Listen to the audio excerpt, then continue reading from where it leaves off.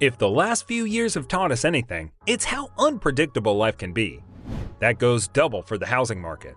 Who would have thought at the onset of the pandemic that a global crisis that threatened to derail the world's economy would ultimately result in a run on real estate, the likes of which this city hasn't seen in nearly a decade?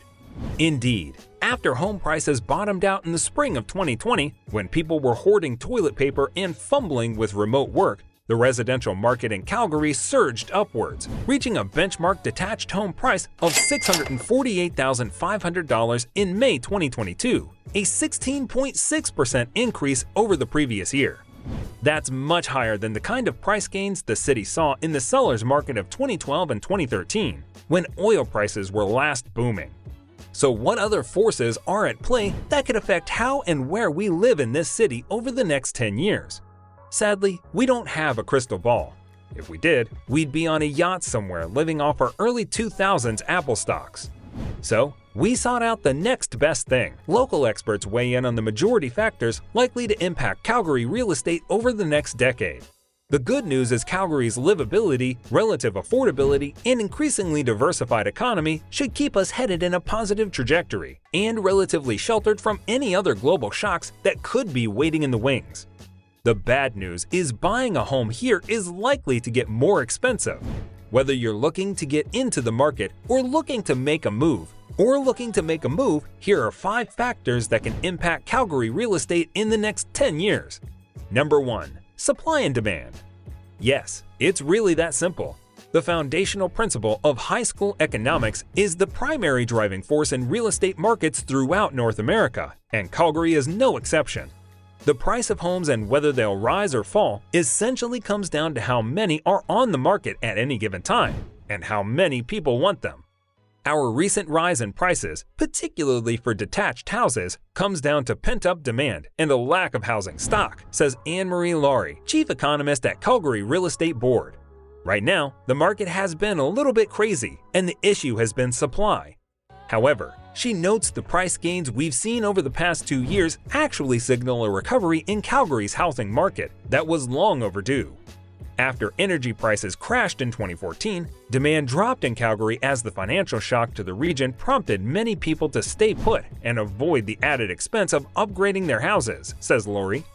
Record low interest rates during the pandemic, combined with early signs of economic recovery and the desire for more space as people were stuck at home, and finally led people who had been contemplating a move to take the plunge. The result was a big jump in demand for our relatively stable housing inventory, which was down to just 1.4 months of supply in April. But Laurie says that she doesn't expect that to become the norm. A major advantage Calgary has over other large Canadian cities is the ability to add more housing because we aren't hemmed in by physical barriers like Vancouver or sandwiched up against other dense municipalities a la Toronto.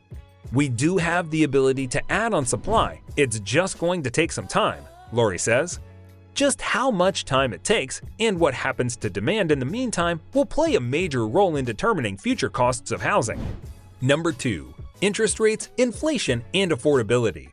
Of course, there's what people are willing to pay for housing and what they're able to pay. With inflation and interest rates on the rise, the amount of money people can save and borrow to finance their homes is about to take a hit.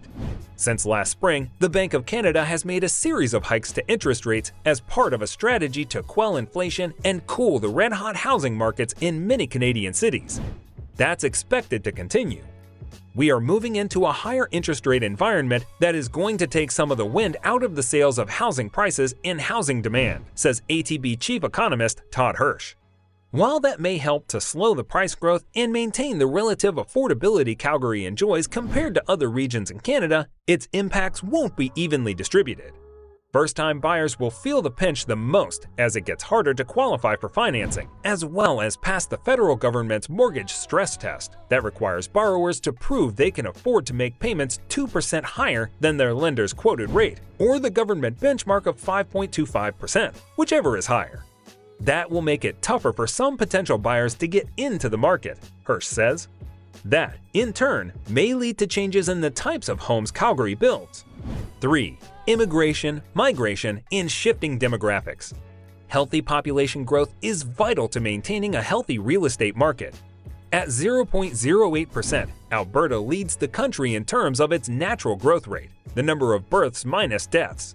But we won't need to rely on existing residents to procreate in order to boost our population. Projections from the provincial government show that Alberta is on track to reach 6.4 million people by 2046, up 2 million from our population in 2021. That likely means adding tens of thousands of new residents to Calgary each year, the majority of which will be new Canadians and migrants from other regions of the country. The city's amenities, proximity to the mountains, relative affordability, and the freedoms of remote work, as well as the rise of new industries, are drawing residents who want to put down roots, Holbrook says. That comes with challenges as well as opportunities. Calgary may find itself with more of an aging population in the future as fewer people go back home to retire. And an influx of people used to paying a premium for real estate in large markets may exert upward pressures on home prices. Leading to our next point. Number 4. Speculation. Loosely put, speculation is the practice of treating real estate like the stock market, buying when the market is low, intending to sell and make a profit when the market is high, without making any substantial changes to the property. It's a high-risk, potentially high-reward practice that many experts believe has played a role in the extreme price gains some Canadian markets saw over the last decade. A 2021 report on the Canadian housing market from business and land registry solutions provider Terranet found that multi-property investors in Toronto grew from 16% to more than 25% of the market between 2011 and 2021, outpacing first-time buyers. Why should Calgary care? Because speculators look for new, more affordable areas of the country in which to invest may soon set their sights on this city. Number 5. Climate change. From the 2013 flood and the 2020 hailstorm to last year's sizzling heat dome and waves of wildfire smoke, Calgarians are already feeling the impacts of climate change.